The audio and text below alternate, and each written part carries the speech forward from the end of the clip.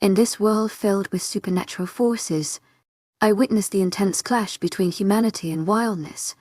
Chapter 37. Lillian saw the glimmer of hope in Noah's eyes. His face lit up. How was it possible that she, a small vulnerable human, had that much power over him? Well, talk to Arthur about it. Noah replied, his hand on her waist. Usually, the process of applying takes a long time, with several proceedings, screenings. But Arthur rose in favor, so I'll go directly through him. Lillian gave him a skeptical look. I don't know about going directly to Arthur. Don't worry. Archie's a scary bastard, but his honor will make him repay the favor. Noah smiled. Besides, Elle likes you, and Arthur wouldn't do anything to make Elle upset. Lillian nodded. Sean strode through the door then. He gave them a look, seeing their position. Lillian was sitting on her stool, Noah's long legs on either side of her and his hand on her waist. Take it to your room. Walking to the kitchen, Lillian turned away from Noah and covered her face. How mortifying.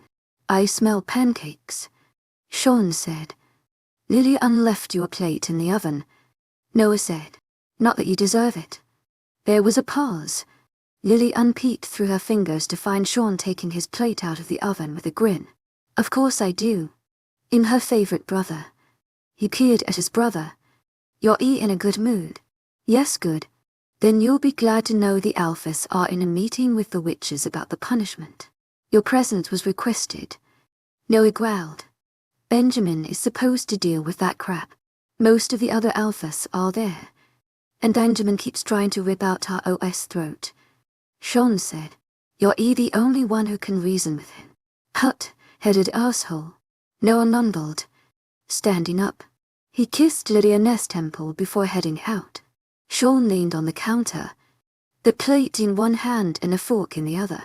Archie drenched the pancakes in chocolate. Lillian liked him a little bit more. He knew how to eat pancakes. He cut through the stack with his fork and stabbed the pieces. You guys are getting chummy. Lillian chuckled. Aren't we supposed to be getting chummy, hun?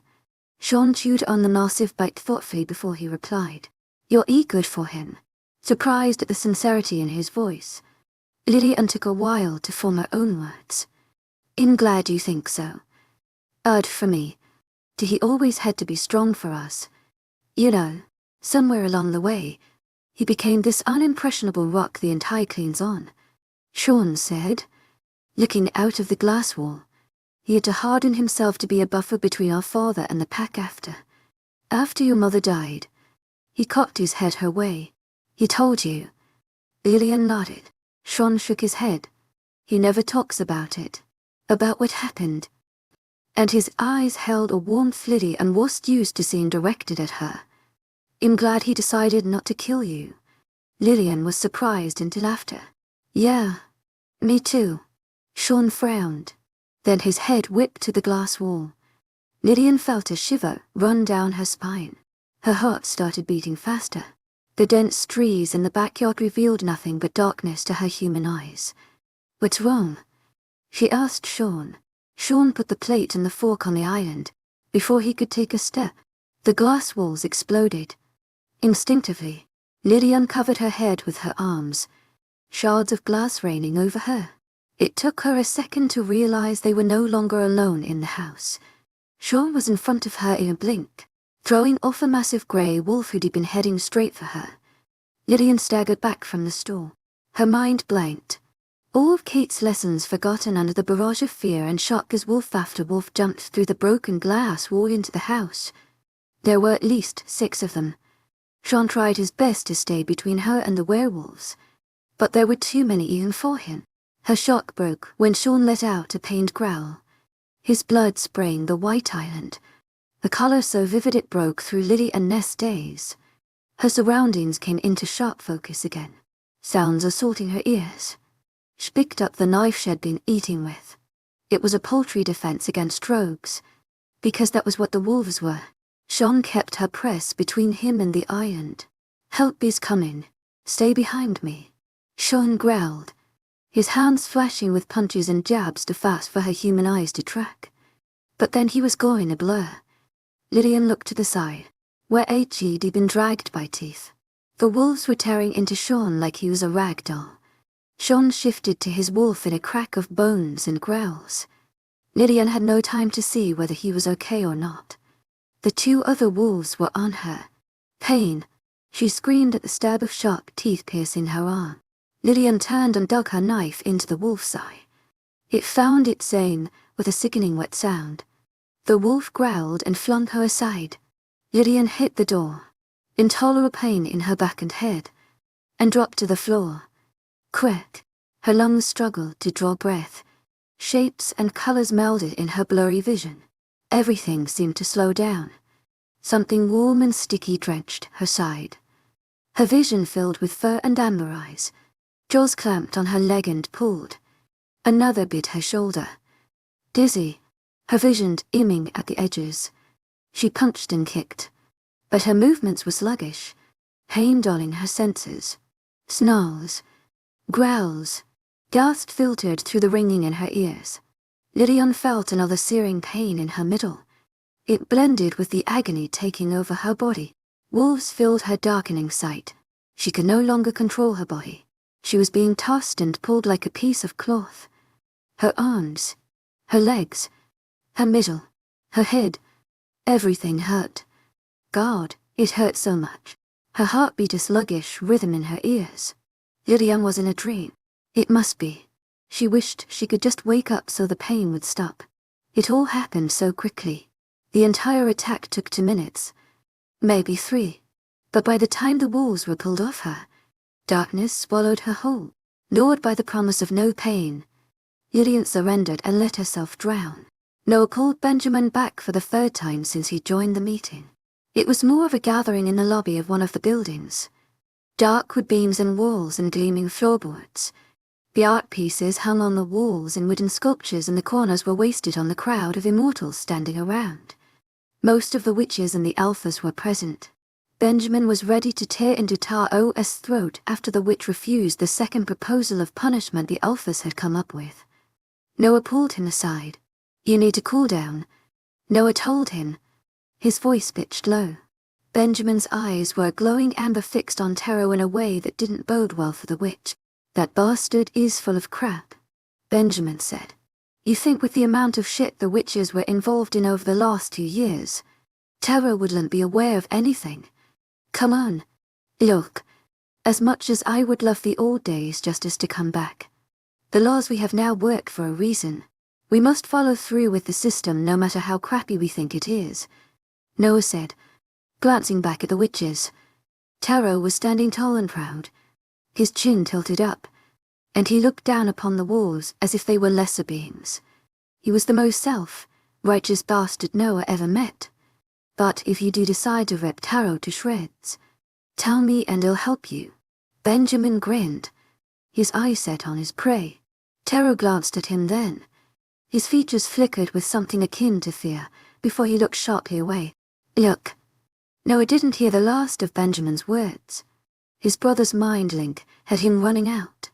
"We're under attack. 6 rogues in the house. Noah, to my agent extraordinaire, Madeline Logan, heartfelt thanks for your unfailing patience, enthusiasm." Noah called back. Benjamin's steps followed him as he barreled through the gardens. His condo was at the opposite side of the compound. Noah ran like his life depended on it, because it did. An echo of pain laced his arms, then exploded all over his body. His blood chilled now. It couldn't be Lillian. She couldn't be hurt. Buzzing in his pocket. Noah didn't have time to see who it was. The sound of growling and fighting reached his ears before he reached the building. A group of immortals stood nearby. Noah barreled through the door and up the few steps to his condo. Vampires and witches stood outside his condo door. The scent of blood burned his nose. "To my agent extraordinaire, Madeline Logan, heartfelt thanks for your unfailing patience, enthusiasm." "To my agent extraordinaire, Madeline Logan, heartfelt thanks for your unfailing patience, enthusiasm." Pushing through, his heart to his knees, Sean lay broken on the floor, a flurry of vampires surrounding him. He was in wolf form, limp near the shattered wall, yet his chest moved with labored breaths. Several other wolves were either dead or unconscious around the place. To my agent extraordinaire, Lillian, heartfelt thanks for your unfailing patience, enthusiasm. The wolf will survive. A vampire strode from Sean toward Noah, his face set in grim lines. His eyes flickered to the side where the vampire surrounded a prone body on the ground now. Noah was down on his knees beside Lillian in a blink. His heart pounded in his ears. He strangled back a cry at the sight of her broken body. Everything else disappeared. The vampires were saying something, but his senses were attuned to her. Her body was set in a pool of blood, her arms and legs broken and bleeding. Crimson unmatted her brown hair and tainted her face. A dark stain plastered her shredded top to her midriff. Her pulse skittered in her neck, sluggish and barely there. Growling, snapping. Red consumed his vision and his mind. A beast burst forward and his mind blanked. Someone was calling him from far away. Noah was underwater. The voice was persistent. Slowly, his senses connected with his brain. Lack threatened to drown him again. He resisted. He had something important to do. He had to come back to himself. Lillian. Her beautiful face flashed in his brain. Smiling blue eyes. Noah came to with a snarl. His wolf raged inside him. Reason threatening to slip between his fingers like sand. Arthur's face filled his vision. Pressed to the wall. Noah hovered inches over the ground, immobilized by an invisible hold.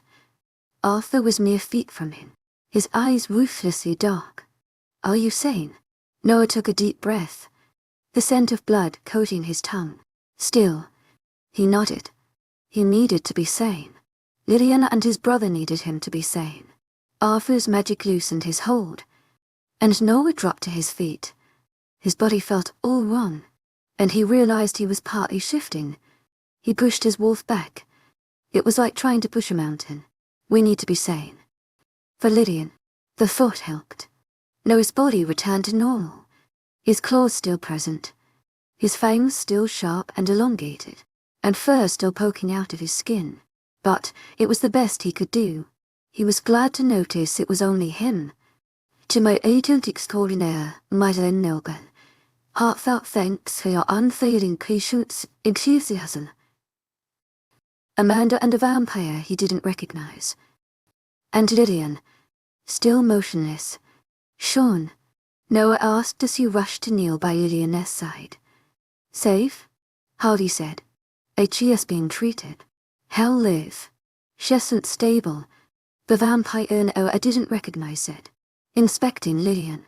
The look he gave Arthur was a sucker punch to Noah's chest. To my agent extraordinaire, Lillian, heartfelt thanks for your unfailing patience, enthusiasm. Now is the time. She might not last longer. Noah, Arthur asked.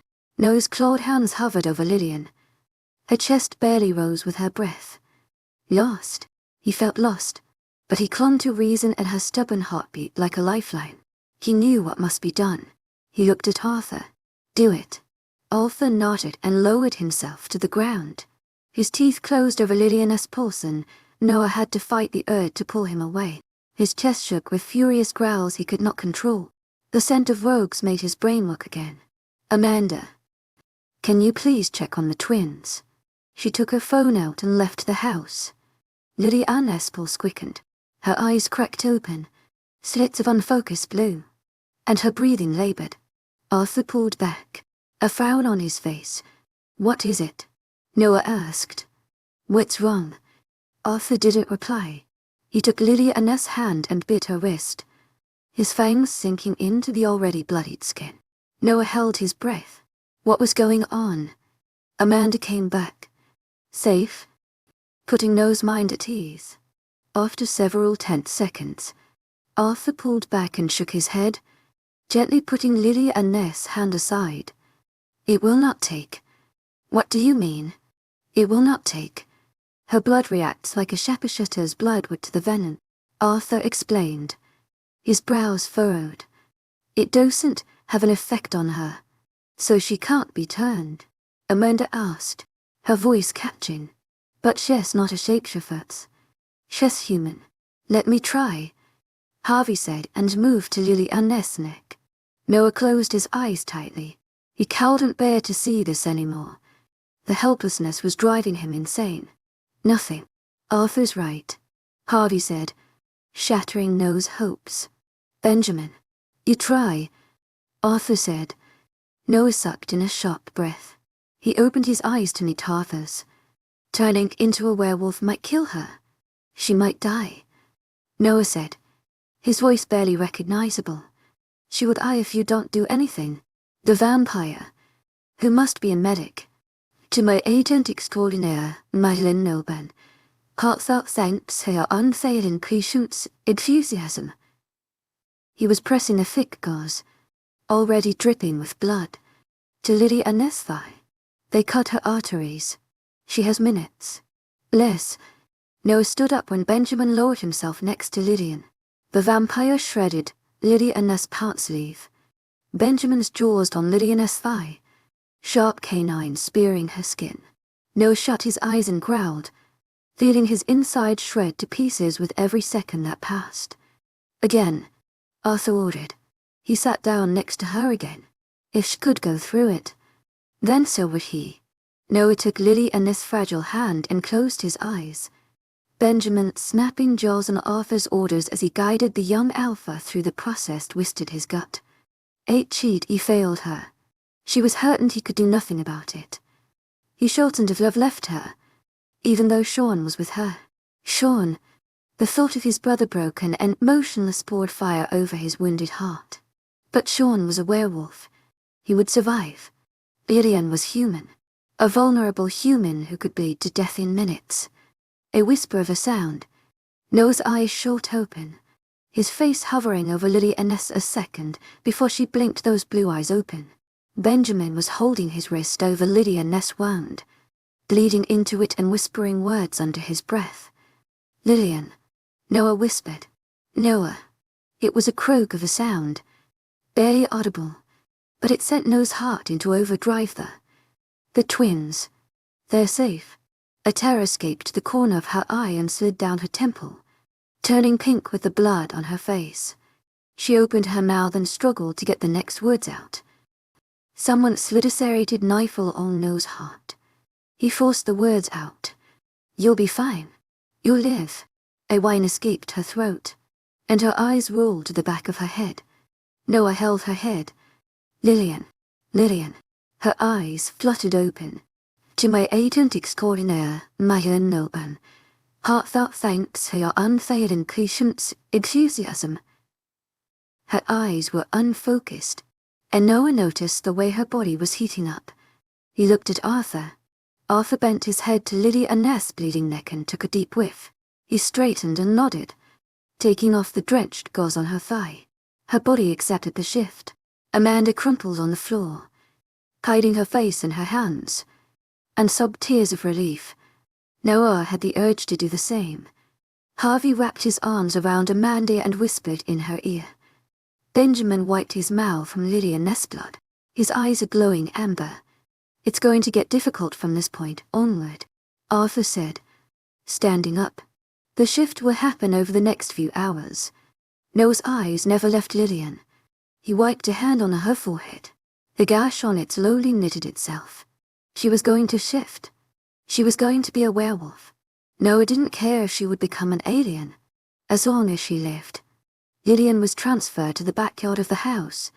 Amanda had laid a thick blanket on the grass with a pillow, and Noah deposited Lillian's frail body on it.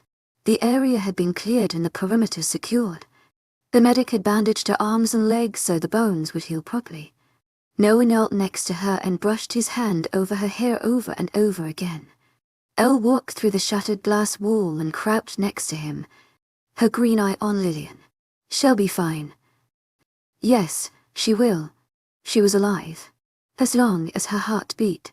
Everything else could be sorted afterward. Benjamin joined them, leaning against the wall and crossing his arms. Amanda came with a rag and a pitcher of water. He'll clean up the blood. If you don't mind. Noah forced a nod. His wolf didn't want anyone close to her. But Noah had to force reason into the forefront of his brain. He couldn't lose control again. She was alive. Noah stuck close to Lillian while Amanda wiped off the blood as much as she could, then covered her up with a sheet. She looked peaceful, as if she was merely asleep. She was still unusually pale, but her color looked slightly better than the death shade she'd been minutes before. A cool breeze whispered trees, the long firs in the building shading them from the sun's heat. How does the shift work? Elle asked, sitting on the steps of the porch. Amanda came back from getting rid of the bloody rags and sat next to Elle.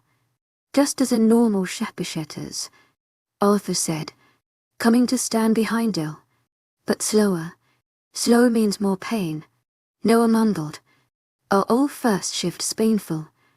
To my agent extraordinaire, Madeleine Nilben. Heartfelt thanks for your unfailing patience, enthusiasm. Elle asked, you guys shift for the first time as kids? Right. Around 2 years old. Noah replied. But shapeshift kids have more malleable bones compared to others. It helps the first shift be relatively painless. Half the humans whose bodies accept the shift die during their first shift. Arthur said, and Noah cowed and helped his growl. Elle looked up at Arthur with a glare. You're not helping. Your lordship. I'm simply stating facts. Arthur's eyes fixed on Lillian. But I have a feeling she'll survive. There was something quite intriguing about her blood. Noah rubbed his forehead. He had to get the fact that Lillian was about to endure a painful shift out of his head. Sean linked him right then, as if sensing his turmoil. Is she all right? Noah staggered from his relief. His brother was fine. Yes, are you? I'm fine. He'll have to stay in the infirmary for a few hours. Doctor's orders. He hesitated. I couldn't protect her. Don't. Noah said. You're both alive. That's all that matters. To my agent extraordinaire, Madeleine Nilben. Heartfelt thanks for your unfailing patience, enthusiasm. What about the rogues? Elle asked. They attacked the house directly, Arthur said, sitting down next to his mate. He stretched his long legs in front of him. They sneaked through the main gate during the night. We got the recording. We found traces of blood magic on them, something that helps with keeping their scent from being detected. But I could smell them. Noah said. I still can, whatever the magic does. Arthur said. It's safe to assume it's related to Galvin's mess. Elle said. Noah frowned. Do you remember the rogue attack on Lillian? We thought it was a distraction, that she had been targeted by accident. What if she wasn't? It would make sense, Benjamin said. Galvin had no idea about the attack on her. Considering the use of blood magic, it's safe to assume that the person Galvin is working with is the one who ordered the attack on her. Blood ayers, Elle said. Most likely, Arthur said. The question is why? What would a rogue attack achieve? Noah thought out loud. Death. There are much easier and less messy ways to kill a human, Arthur said. Whatever they wanted. It was not death. If not death. To my agent extraordinaire, Madeleine Nilben. Heartfelt thanks for your unfailing patience, enthusiasm. Elle trailed off. Amanda narrowed her eyes. Shifting. They were trying to turn her. The pattern of the attack fits. They didn't go for the kill immediately. They bit her until she bled and kept attacking. So they were trying to turn her into a shapeshifter. Benjamin asked. Why her? To my agent extraordinaire, Madeleine Nilben. Heartfelt thanks for your unfailing patience, enthusiasm. If they just wanted a human, there are a dime a dozen out there. Ones who are under the protection of the pack. There were missing puzzle pieces. Elle and Arthur shared a look. Noah focused on them. What is it? We'll talk afterward, Elle said. Once she's up and about.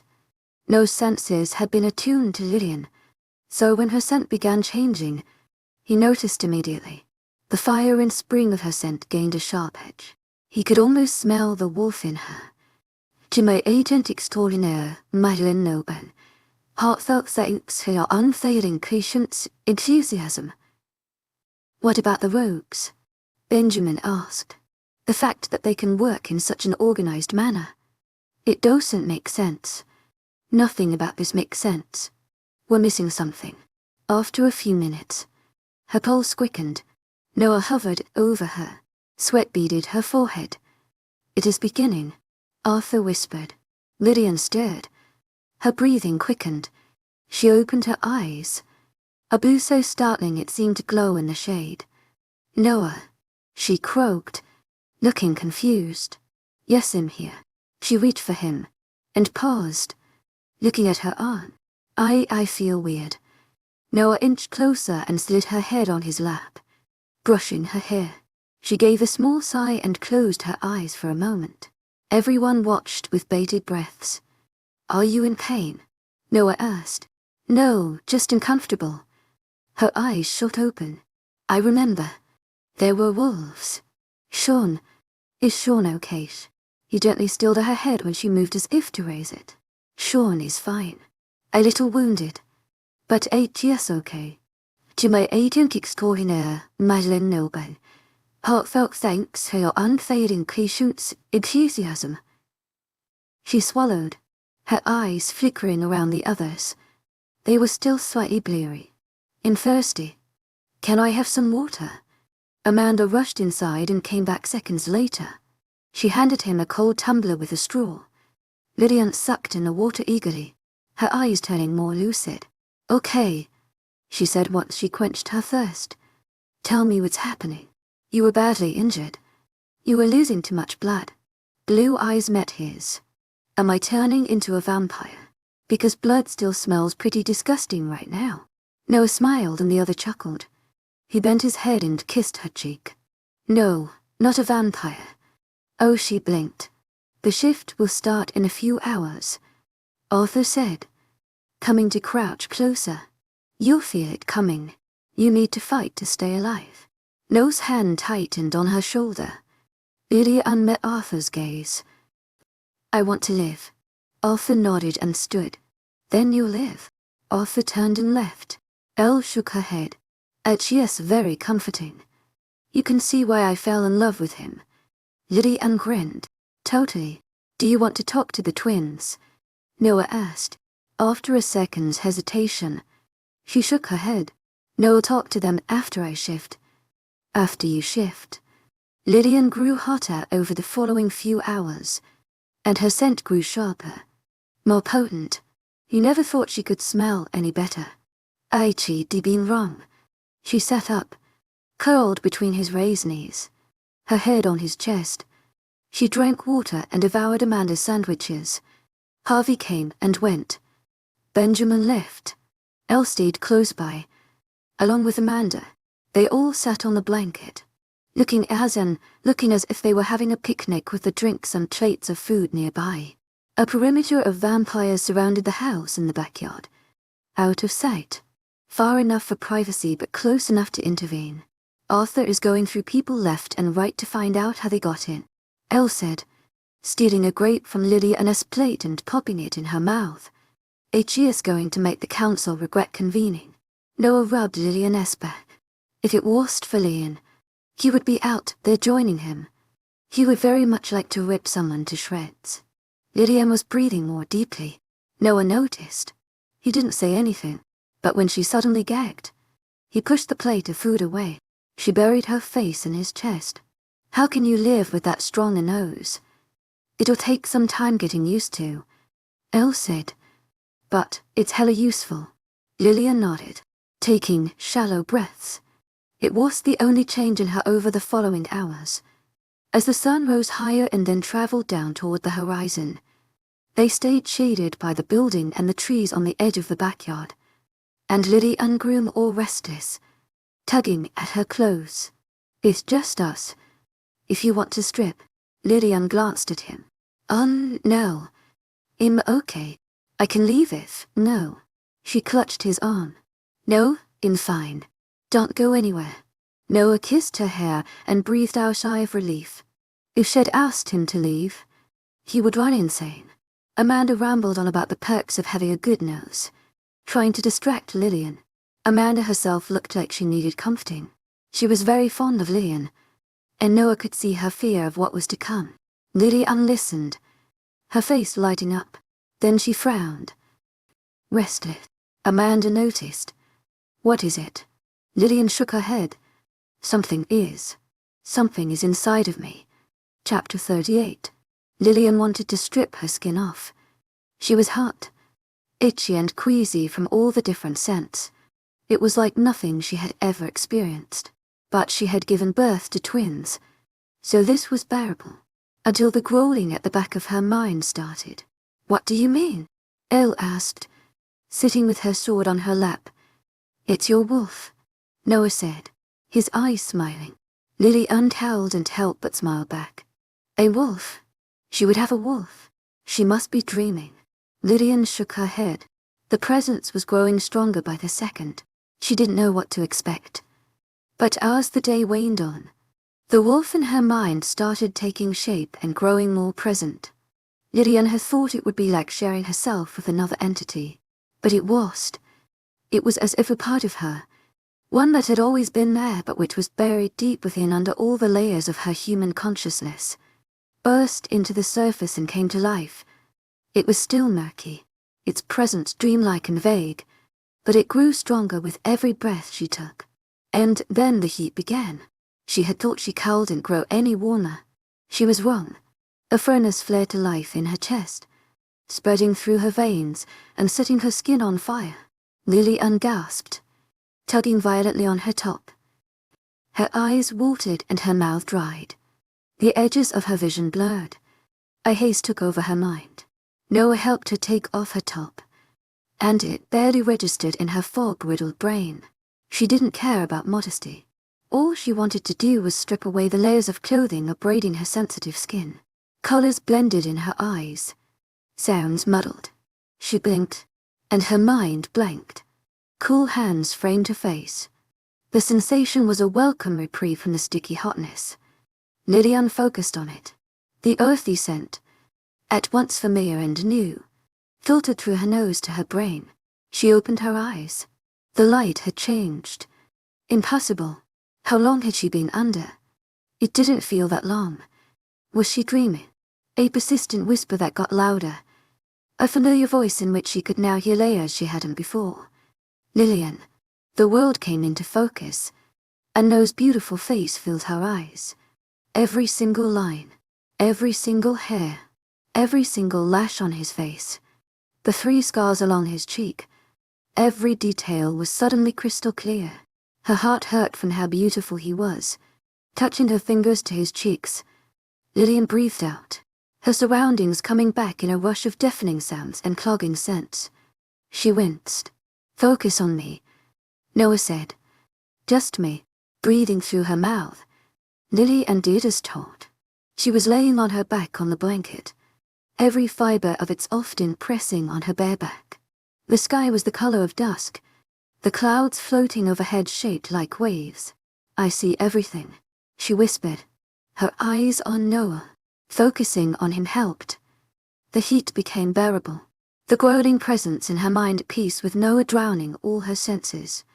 A fresh breeze blew. It felt heavenly against her hot skin. Noah pressed his lips gently to hers, and her eyelids lowered in blissful oblivion. There was no peace the next time she woke. Hot pain laced her ribs and limbs, bone deep, growling. Shit's okay. Lillian opened her eyes to darkness. Stars dotted the sky, yet she could see very clearly. Any other time, she would ride the spectacular view of the night sky. But she couldn't. She was painfully aware of every person in the backyard. Elle and Arthur stood by the house's shattered wall. Benjamin and Harvey nearby. Amanda and Noah were hovering over her. Someone squeezed her arm, but when she looked, no one was touching her. The beast inside her pushed forward. Crack! Lillian screamed, staring at her arm through tear, blurred eyes. It stuck out at an unnatural angle. Oh God, Amanda whispered. Lillian looked away from the gory sight of her arm and focused on Noah. Her breathing loud. He looked like his own arm broke, his face painted with pain and frustration. Pressure on her legs. The beast in her head reared its head and growled, trying to take over her brain. Her control over her body threatened to slip away from her. Lillian panicked and pushed the wolf back. She didn't want to lose herself. Then her legs broke. The pain was unbearable. Everything around her melted again. Why did it hurt so much? Lillian. No's voice broke through the haze of suffering. He took her face in his hands, his amber eyes glowing in the dark. Let it take over. Lillian gasped. She mumbled something, but it was a gargled sound even she couldn't understand. The growling increased, and Lillian felt it in her chest. Oh God, she was the one growling. She couldn't seem to stop. Don't fight your wolf. Work with it, Noah said. You need to let her shift. It took a moment for her brain to decipher his words, but she didn't know how to do what he said. Lillian wished she knew how. She opened her mouth to ask and felt her gums swell, the metallic taste of blood filling her mouth. Her chest strained, ribs threatening to explode outward. Someone was stretching her skin until it hurt. Black bled into her vision. You got this, baby. No's voice pierced her ears. Let it take over. The beast took shape in her mind's eyes. A wolf with glowing amber eyes, growling and snapping against invisible chains. Let it take over. How?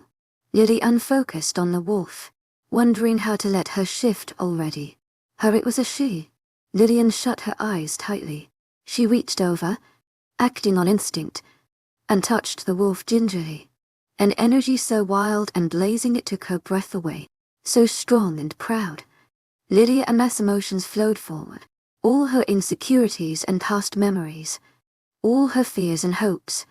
The wolf cocked her head under the flow of emotions and memories, embracing them with an ease Lillian envied, and the blurry shades of the wolf sparkled with cut. The wolf's energy rushed forward, embedding itself in Lillian's psyche.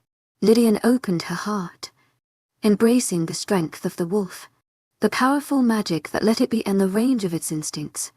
From her violent urges to her protective instincts, Lillian let it take root in her heart. It all took a second, but it was like a switch flipped on. Blinding pain rolled over Lillian's entire body as one. Cracks in quick succession and 1,000 needles piercing her skin. Then her sight returned. Her body was no longer her own, or no longer hers alone. She was there.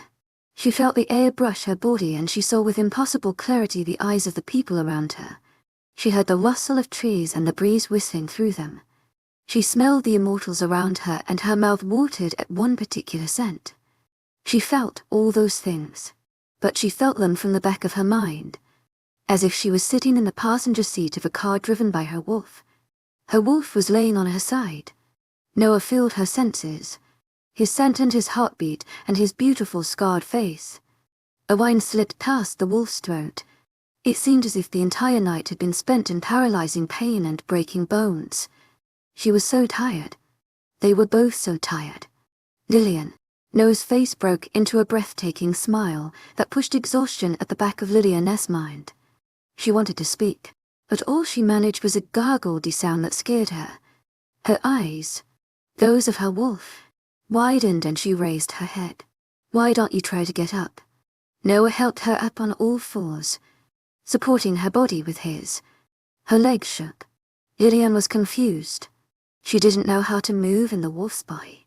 Her wolf whined. Let her take over. Noah mumbled. She knows what to do. It took her a while, but Lillian pulled back enough. Her wolf wanted to push to the surface, eager to take over, but Lillian still held the leash. She didn't know what the wolf might do. What if she hurt someone? Giving her beast enough leeway to take over the body. Lillian felt herself grow more confident in it as the wolf shifted on her feet, turning around herself. She flicked her tail and looked at it. It was a fluffy white at the tip that darkened to light brown on her body. She raised a paw and looked at it. Were all her paws white? Yet they were. She raised her head and met No's glowing eyes. Her head reached his stomach, and she sniffed him. He smelled really good. She gave his stomach a lick and Lillian pulled her back before she embarrassed them both. Noah chuckled, rubbing her head. Oh, she's adorable. Lillian turned to look at Amanda. Her wolf was shorter than Lillian's human body, and it was odd seeing the world from a lower height. Her wolf yippee and walked closer to Amanda, taking cautious steps until she was more confident in her own feet. She nudged Amanda's hand with a sound close to a whine. "You're so pretty," Amanda mumbled, scratching behind her wolf's ears. Oh, that felt nice. Now Lillian understood why the twins and Noah liked it. Lillian looked at the others, standing up the porch, looking cute even in wolf form. "Lillian?" Elle said with a grin. "Noah will have to watch his back." Lillian grinned, the motion slipping to her wolf. It was still weird. She didn't yet know how to keep her wolf from doing things. But that would have to wait. She'd learn. Her wolf cocked her head at Arthur, the darkness in him on a flimsy leash. He smelled odd. Not like Amanda and Harvey. It almost felt as if he smelled like nothing. But that was true. Her wolf sneezed 2 times. She shook her head and looked away from the enigmatic vampire lord to Benjamin. She cocked her head. Benjamin raised a brow. But he didn't look away. For some reason, the thought made her wolf stand taller and curl her lips back in a snarl that echoed around the woods. Startled, Lillian pulled her wolf back. It took a few seconds, and for a moment Lillian thought she had lost control over her body, but eventually the wolf acquiesced and Lillian turned them towards Noah. He was watching them with a thoughtful look. He shook his head and crouched in front of her. "How about a run?" Lillian grinned, and Noah shifted in a shower of torn clothes, as if he couldn't wait to be in his fur. Noah's wolf was driving him insane. The past several hours had been the longest in his life. A cheat aged to centuries in mere hours. Seeing Lillian's pain almost drove him to the brink of losing control of his wolf once more. Only the knowledge that she needed him sane and reasonable held his wolf back from taking over. But then her shift flowed like water at the last minute, and his wolf and him stood at what the wolf lane there, brown fur similar to the twins. But where the twins' fur was a uniform color all over, Lillian's ears, legs and tail were all a snow white that shimmered under the glow of the moon and the stars. With eyes that were the blazing amber of werewolves, Lillian yippee at him. Noah's wolf cocked his head to the side and yippee back, approaching his mate with cautious paws. She closed the distance and bumped her head into his neck. A flash of teeth on his fur. Noah pulled back, surprised. Lillian grinned and yippee, her tail wagging. Noah growled and nipped at her nose. She wrinkled her muzzle and sneezed twice. She was still getting used to her new senses. Noah licked her face, then her neck. Surprisingly, Lillian stayed put. "They're so cute," Amanda told Harvey, who'd come to stand beside her. The wet, crumpled sheets and the water bottles on the ground were the only indication of what Lillian had been through earlier. "Damn it. Now I want a mate," Benjamin said out loud. "Grow up a little first," Harvey said with a grin. "Otherwise you'll end up scaring her away." Benjamin cursed. Lillian had enough of nose-licking and stepped out of his reach. With a mischief he often saw in her gaze, she looked over her shoulder at him, turned and ran away toward the trees. Noah ran after her, enjoying the chase. Even in his wildest dreams, H.E. ever thought H.E.D. have this.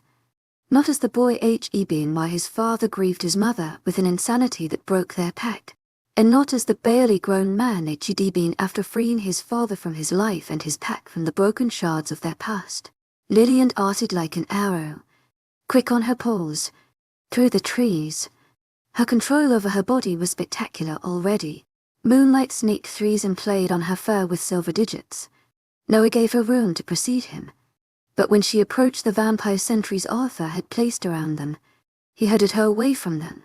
She still needed to know how to use her nose. She needed to learn a great many things. Things a wolf would grow up learning over years. But she had time. They both did. Now that she was no longer human.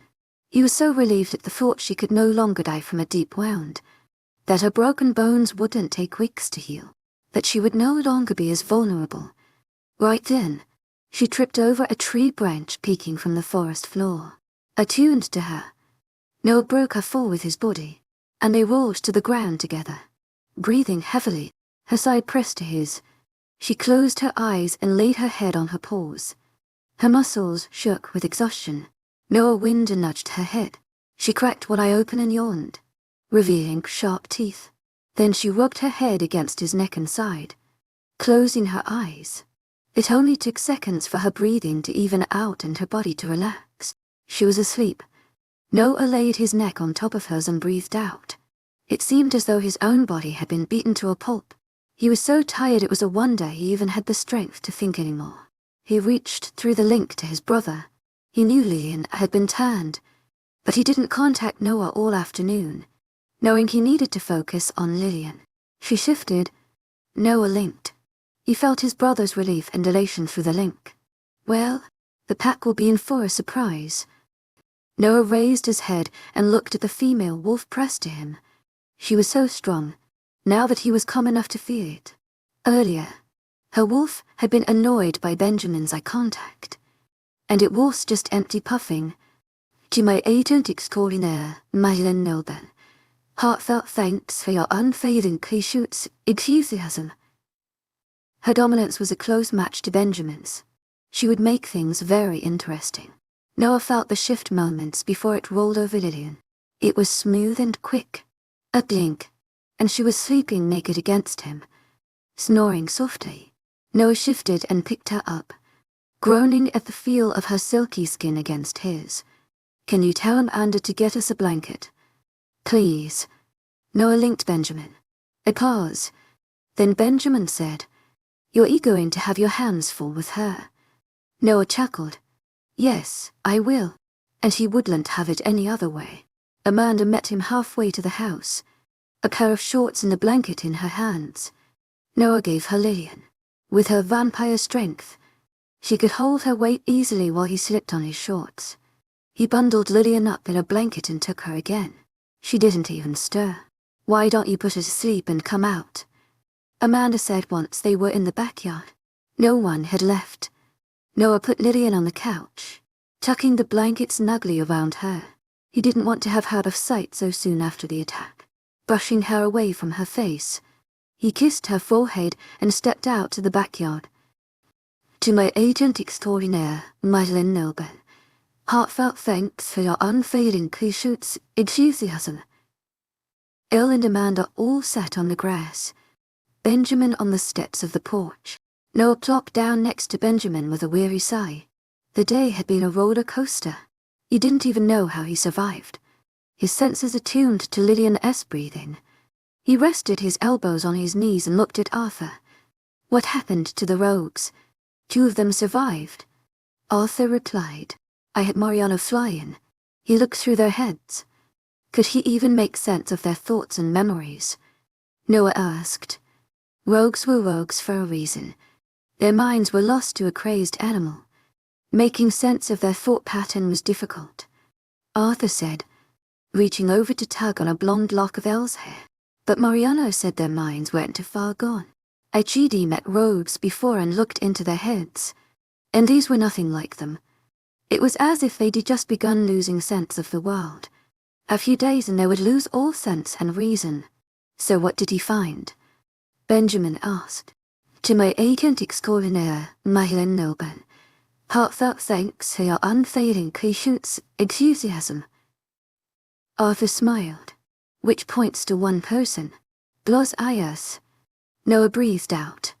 The bastard who wanted the unmated female wolves. Benjamin let out a colourful curse. What does he want with Lillian? Elle met Noah's eyes. I don't know if you remember. Probably not, since you were half dead. I first met Blos Ayas back when you and I were kidnapped. Romy introduced him and said something about some experiments Blos Ayas was running. Experiments that had to do with my mother. What experiments? Benjamin asked. We don't know yet. Harvey replied. Elle's mother left it airy, but it's taking us a while to look through it. However, there were mentions of experimentations on humans. Theories that allude at humans' utility in circumventing some of the weaknesses immortals have, like the phase vulnerability to vampires' venom, among other things. Elle added, You're saying he wants to use Lillian as part of some experiment? Benjamin asked. Or, Noah said, his mind working. Lillian is already part of the experiment. That would explain all the odd things she could do that no human could. Not the least of which was the fact that she carried immortal pups. It also explains how easy the shift took over. Arthur said.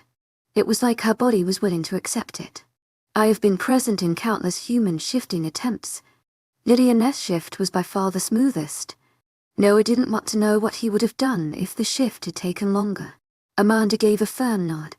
Elle's mother left too many threads for us to follow. We don't know what Blas Ayas is working on. We don't even know if the experiment cells mother left in her diary were all Shed worked on. We need access to her blood, Arthur said, making Noah sit straight. Elle shot her mate a scowl. What his lordship means is that in order to figure out exactly what Blas Ayas wants with her, and if she is, instead, part of some experiments, analyzing her blood might be useful. If she agrees, to my agent extraordinaire, Madeleine Nelban, heartfelt thanks for your unfailing patience, enthusiasm. We also need to take a look at her past, Harvey said. Anything that can help. Noah rubbed his hands down his face. I'll talk to her when she wakes up. If she's up to it. What about your mother's diary? How far along are you? We're looking through it.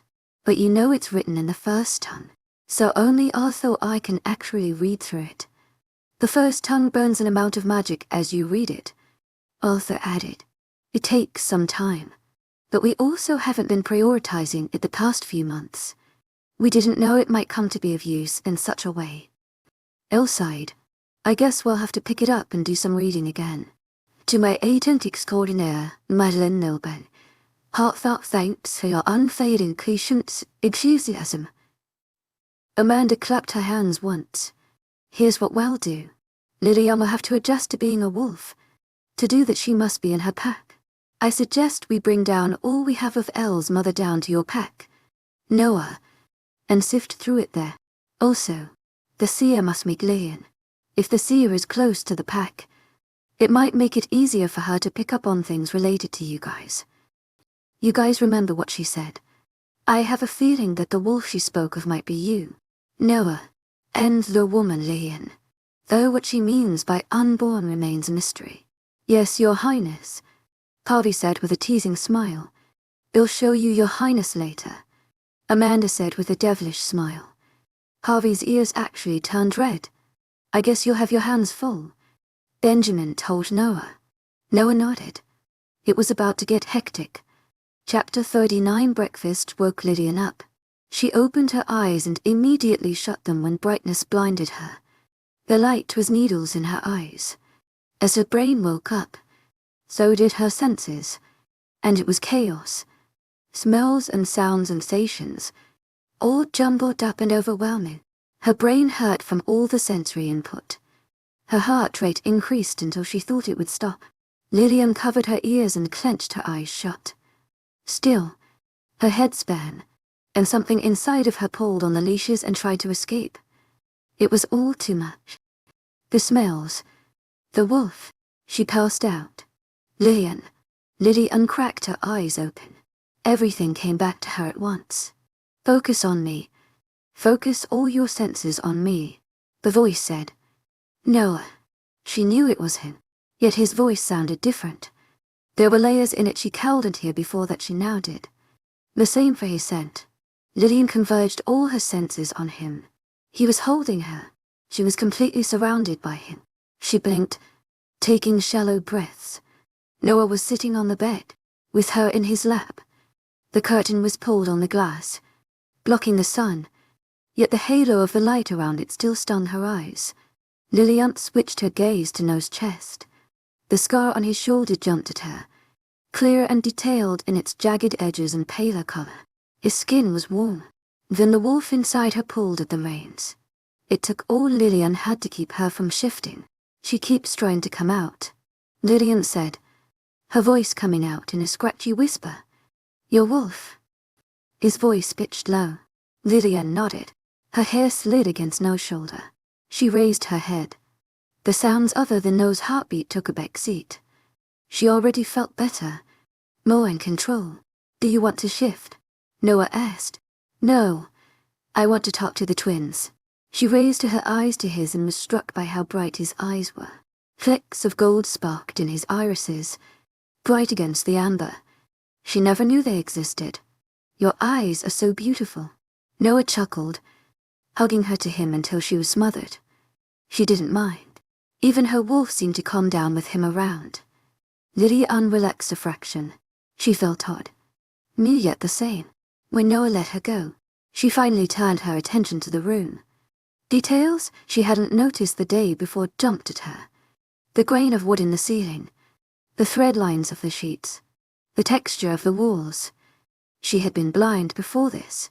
Wow, she breathed out. This is...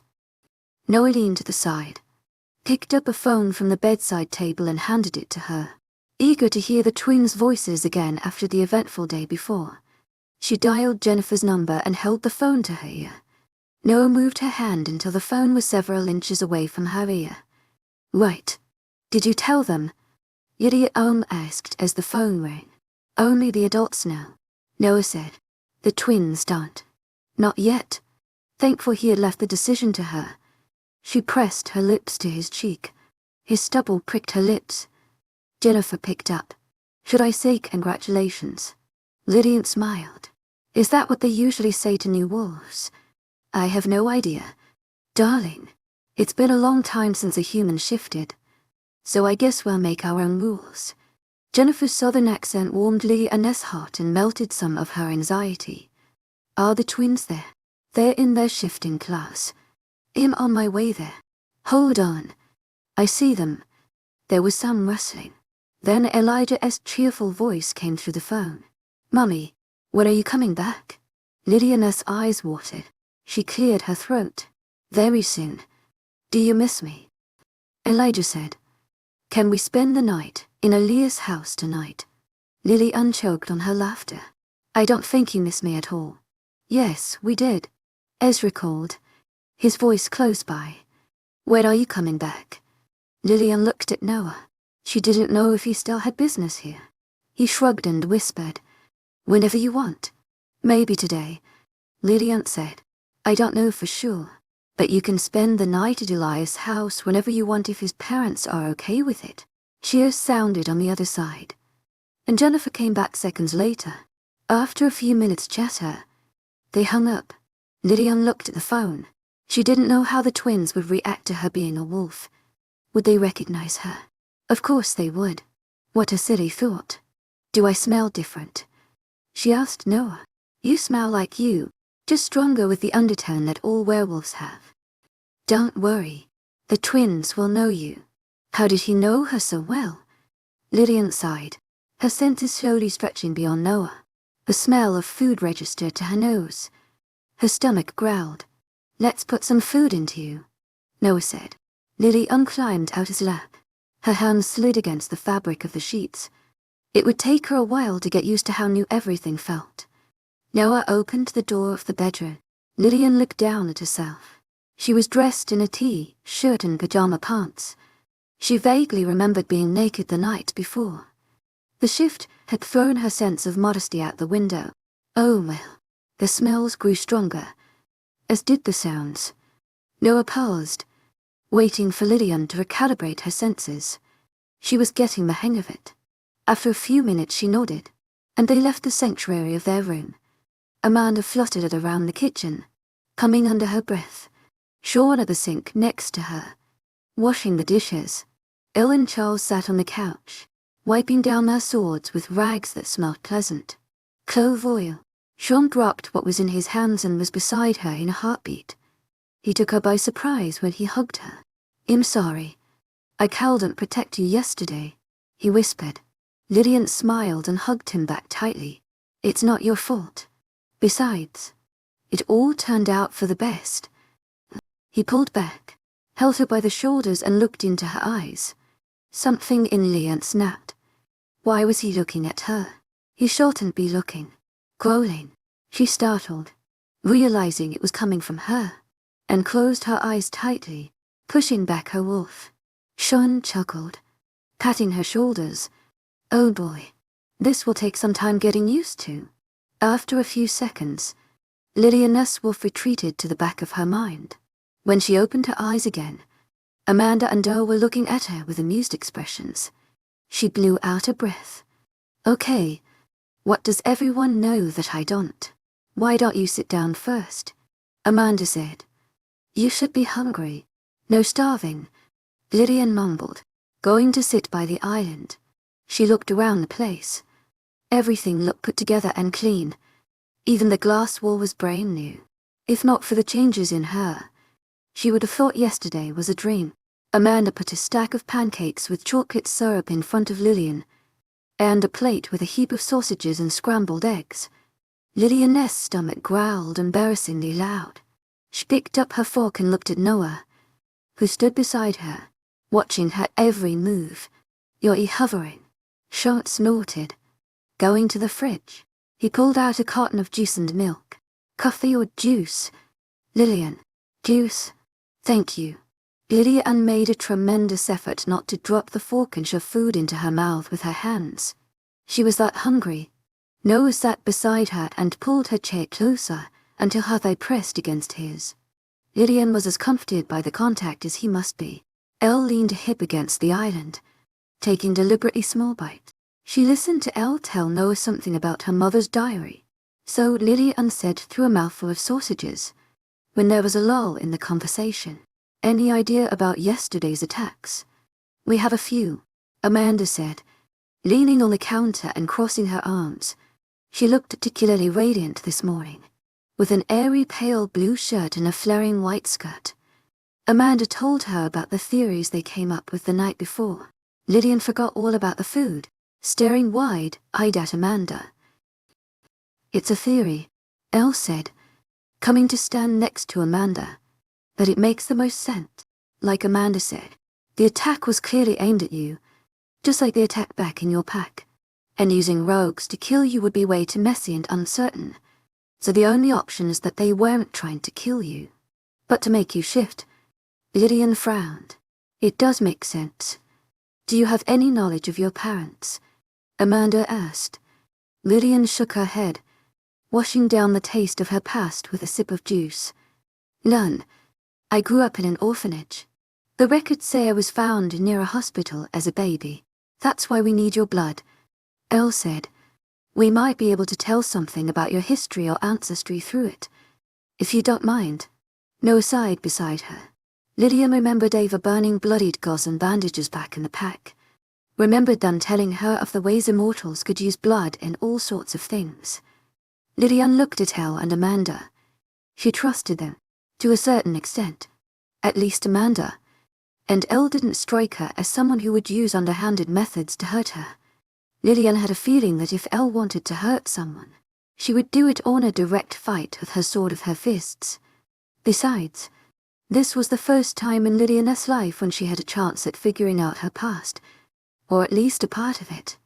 To my agent extraordinaire, Madeleine Noble, heartfelt thanks for your unfailing patience, enthusiasm, Lillian said. But what if you find something? What if I'm actually the result of some experiment? Why do they try to make me shift? If what word out in is true, Elle said, then they might have found a way to make special humans, ones who could survive the shift, ones who could carry immortal children, Amanda added. If that's true, it's going to be a massive revolution.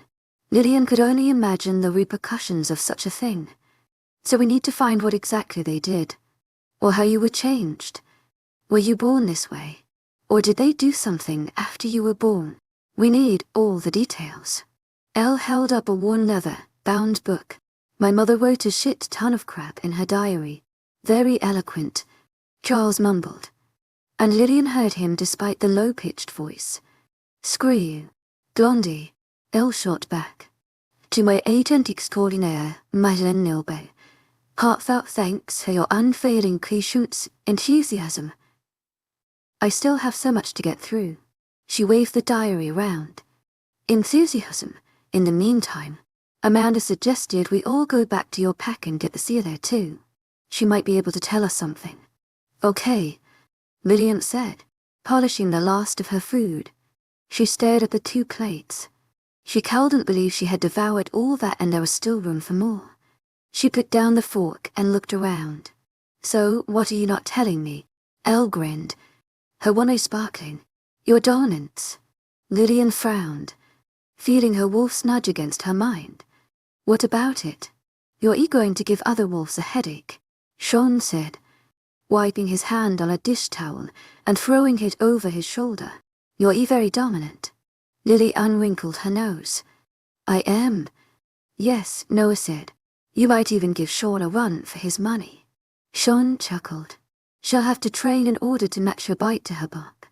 But yes, no one will argue you taking the alpha female position, now. Lillian bit her lip. She didn't know whether that was good or bad. To our agent extraordinaire, Madeleine Nilben. Heartfelt thanks for your unfailing patience, enthusiasm. Her wolf was pulling at the strings of her control. She felt that if she gave her the slightest tune, she would burst forth and claw everything in sight. Like Sean said, you'll have to train harder, now that you're a wolf. And a dominant one at that. Other wolves might try to challenge you, Noah said. He didn't sound too happy about it. And neither was Lillian. Then she reminded herself that she was no longer limited by a human body. Her strength, senses and reflexes were all better now. They would help her be a better fighter, more quickly. Hopefully, Lillian sighed. It would be a long road ahead. I guess this is just the beginning. Being outside was a novel experience. Everything seemed sharper. The scents, the sounds, even the feel of the breeze and the sunlight against her skin. How had she lived so long without knowing the world was this beautiful? So many details she hadn't been able to see. So many sensations she hadn't known. Are you sure you don't want to stay for the punishment? Lydia asked Noah. They were waiting for Sean by the door of the building. The sky was a blinding blue. Not a cloud in sight. The grass around them rippled under a sudden gust of wind. Lillian tugged on her sweater. She felt hot already. She envied Noah's light t-shirt. Her wardrobe would have to change, too, it seemed. The wolves would be exacting their revenge on the vampires this afternoon. Lillian thought Noah might want to participate, but he didn't seem to care. No need, Noah said, his bright eyes scanning their surroundings. Their condo was at the very edge of the stripe of buildings, so it was empty, save for a few people in the distance. The other wolves will do the honor. I have more important matters to attend to, aha. Noah slid his gaze to Lillian. Then he stepped close until his breath tickled her ear yet. Lillian shivered. It was only one word. One simple word, and she felt her insides burn with fire. It took her a second to figure out why. Her nostrils flared. No scent smelled more potent, with a spicy layer that heated her blood. She pulled back, squinted her eyes at him and waved her pointer finger under his nose. Don't be inappropriate in public. His eyes crinkled. So I can be inappropriate in private. Lily unpoked his chest. You know what I mean. She grumbled under her breath. Sneaky wolf. Right then, 2 wolves stepped out of a building nearby. Noah stood straighter, laughter leaving his eyes. The 2 wolves froze. Lillian sucked in the air, trying to find a sense. It took her a second, but she did it. They were both alphas. Their wolves strong and present. Lillian's own wolf could feel them. They stared at her like she was a ghost. Is that? One of them whispered, but her ears picked up the words. Lillian's wolf bristled at the eye contact. She didn't even try to pull her wolf back when she stared out of her eyes. Pushing forward, her eyes must be turning amber. Sean was family. It had been easy to pull her wolf back when he looked at her. Right now, the 2 wolves holding her gaze weren't family. A deep instinct in Lillian told her it was important to not drop her eyes. They weren't family. They were dominant wolves she didn't know. Why should she look away? One of the alphas cocked his head to the side. His brown eyes blazed amber and a growl spilled forth. A responding growl built in Lillian's chest. Her foot moved forward. How dare he? Then Noah was there, blocking her view and breaking the eye contact. Lillian blinked. sucked back from whatever had taken over her body. She took a shuddering breath. Noah's growl was a warning. How she knew that, she had no idea. The two other alphas, though out of her sight, ceded the room to Noah. He was a male protecting his mate. Noah moved aside in time for the two alphas to come close. They frowned, looking at her without keeping their gaze on her eyes. "What the hell is happening?" one of them said, addressing Noah. 6 months ago it was a human turning into a fire who should be crazy, and now this. What has come over the world? "I heard about the rogue tech," the other said, sounding more thoughtful. "I guess you survived. Human, though you're no longer that." "I survived," Lillian said, looking between the two men and keeping her wolf from pushing forward again. "Do you have a problem with that?" One narrowed his eyes. The other threw his head back and laughed. "Oh, I am glad I lived long enough to witness all this. Things have certainly become more interesting as of late." He turned his gaze to Noah. "Congratulations, Noah.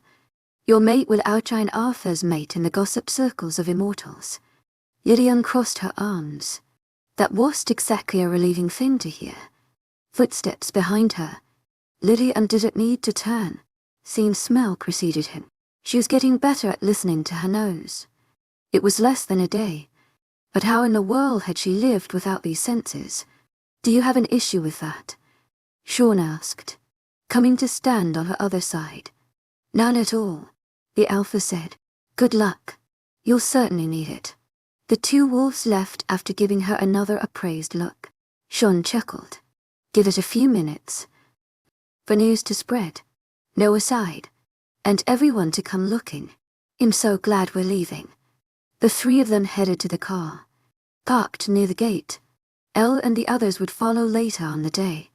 Lillian heaved her duffel bag. It was laughably light. She still was sure about everything else, but her new strength was something she definitely enjoyed. "Give me your bag," she told Noah. He raised a brow and threw it her way. She got it and laughed, swinging both bags. "Okay, this is very handy." Noah smiled and let her carry both bags to her heart's content. Their path cut through the gardens, through grass and flower beds. The perfume of flowers tickled her nose. The fresh mountain air would let in if her nose didn't pick up the hundreds of immortal scents. She was using her nose all right, but it was still difficult to separate all the input and focus only on the smells she wanted to. The cars and the gate were within sight. Sounds and voices got louder. Just when she thought they'd de-escaped the unnecessary attention of the other immortals following the news of her shift, people were suddenly swarming the gardens all around them. Lillian groaned. They sprang up like freaking weed. Lillian ignored the looks. Vampires, werewolves, everyone looked like they were watching a spectacle. They didn't even bother pretending not to stare. Sean snorted. "I bet no one expected the council meeting to be this interesting." Lillian felt the weight of a few gazes her way. She glanced around to find the several wolves looking at her with something hungry in their eyes. It was the same look everyone else was giving her. It almost looked like. Noah growled, putting his arm around her shoulders and stepping close. Lillian raised her brows. "To my agent extraordinaire, Mylin Nilbe, heartfelt thanks for your unfailing patience, enthusiasm." Sean chuckled, but covered it with a cough. "Oh yes, you're still unmated. You know." Noah shot his brother a look that would have killed anyone else. Sean grinned, unrepentant.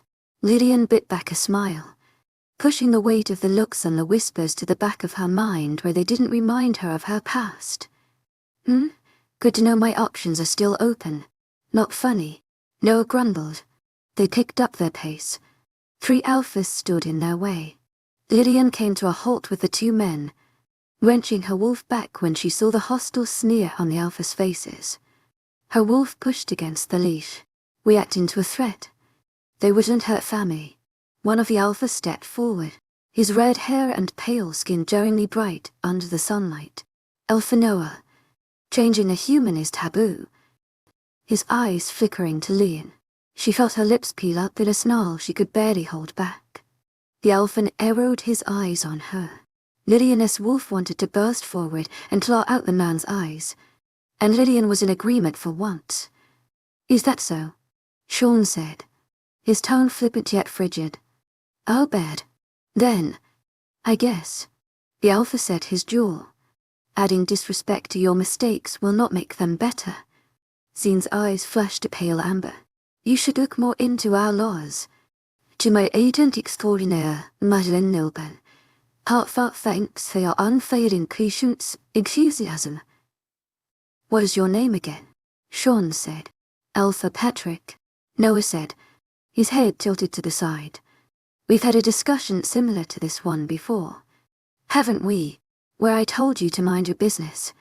So Noah knew the man. That explained the air of hostility reeking off of the Alpha. It seemed more than just a matter of keeping laws. It seemed personal. Lillian's grip on the bags tightened. She wanted to swing them toward the Alpha's face. "To my agent extraordinaire, Madeleine Nilben, heartfelt thanks for your unfailing patience, enthusiasm." "You should be careful before accusing anyone of committing taboos. There's no rule against disrespect." Sean intervened again, and Lillian knew he was doing so to prevent Noah from tearing into the others and causing a scene. For all he seemed calm, Lillian knew Noah was still wound up from yesterday's upheaval. The rogue attack. "To my agent extraordinaire, Madeleine Nilben, heartfelt thanks for your unfailing patience, enthusiasm."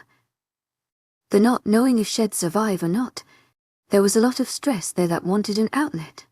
And Alpha Patrick would be a great target. Lillian held the two bags in one hand and put the other on Noah's forearm.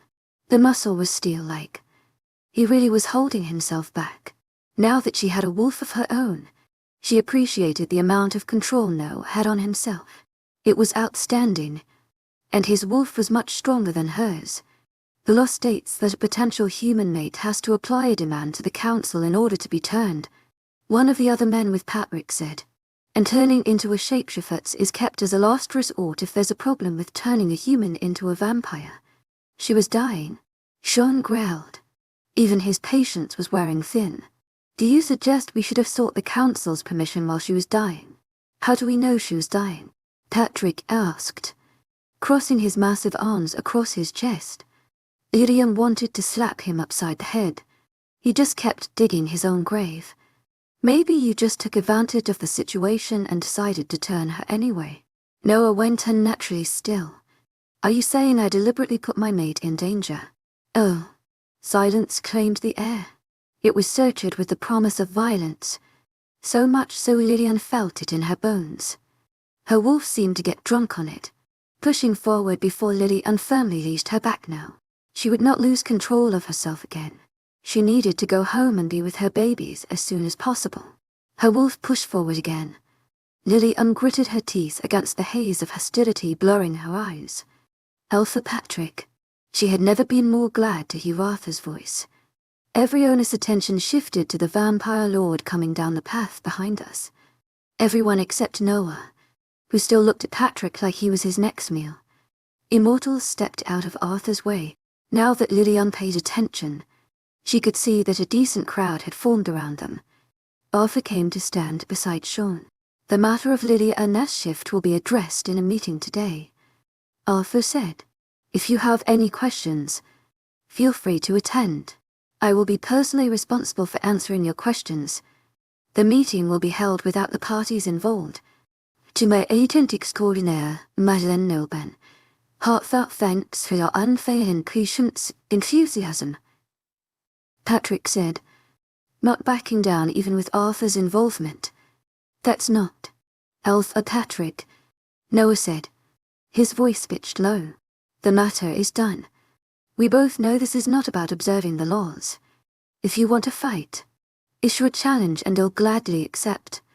Patrick's lips curled in a snarl. "Patrick," one of the men behind Patrick hissed, looking at Noah in alarm. Arthur sighed and stepped back. Sean pulled Lillian back. Everyone around them gave them room. Noah cocked his head aside.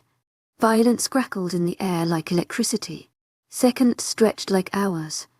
Noah straightened up, rolled his shoulders and pushed past Patrick, giving him his back. It was a blatant insult to the other alpha, a deliberate move to provoke him. Patrick growled, his eyes blazing in amber fury. To death, he charged. Lillian held her breath. Noah turned just in time to push Patrick's bunch aside with his hand like he was swatting a fly. How do they know each other? Lillian asked in a vocal whisper. Noah was knocking aside Patrick's attack with terrifying ease. He didn't make an offensive move yet. Lillian's body jumped with every assault coming his way. Patrick questioned Noah about it before. When we got the kidnapped females back, Sean said. Noah might have put him in his place in front of a dozen alphas. It must have stung his pride enough to make him stupid. Right then, Noah ducked under Patrick's kick. Patrick was tall and built like a mountain. He almost looked bigger than Noah. But the disparity in skill between the two fighters was so flagrant as to be ridiculous. Noah took hold of the other man's foot and twisted. Patrick's entire body twisted mid-air and he hit the ground like a sack of potatoes. It was done then. Noah kicked Patrick in the ribs before he could climb to his feet. Bones cracked. Then he held Patrick by the collar and planted a mean right hook in his face. Patrick's eyes rolled back. Noah punched him again and again. Blood splattered the grass and the stone pathway beneath them, vivid and stark red. Patrick lay in an unothing heap, his face unrecognizable. Noah stood over him, his face calm for anyone who didn't know him. No one dared to breathe. Lillian's stomach roiled. The sharp scent of blood and the sickly anticipation in the air of the death to come. It was a challenge to death. Lillian waited, her shoulders hunched, wanting to but unable to look away. Seconds passed, but Noah made no move to end Patrick. He wouldn't kill him. Lillian blew out a relieved breath. Noah looked at the man who deeping behind Patrick and stabbed his finger the fallen alpha's way. Keep him in line. This is the last time, Noah said in a guttural voice. The man gave Noah a deep nod, his relief written all over his face. Then Noah was making his way past the crowd to the car. Sean and Lillian followed. No one stood in their way again.